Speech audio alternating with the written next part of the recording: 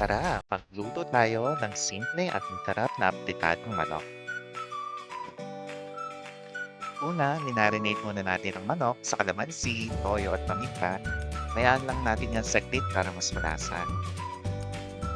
Habang nagmamarinate, magpisa tayo ng bawang at sibuyas sa kaldero. Pag napango na, magdagdag tayo ng tomato paste. Siguraduhin natin isang gisa para lumabas ang flavor nito. Ayan, halu-haluin lang natin. Sunod, ilagay na natin yung minarinate na manok. Igisa kasama ang bawang at tomato paste.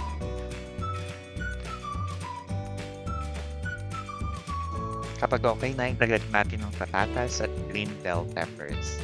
Wala muna akong carrots ngayon kasi hindi ako bumili.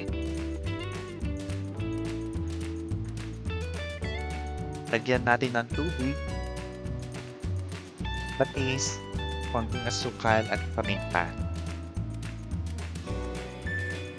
Ipulugin hanggang lumambot ang patatas at sumipsip ng lasang manok.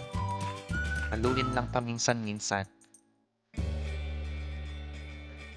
Ayan na, luto na ang ating apikadang manok.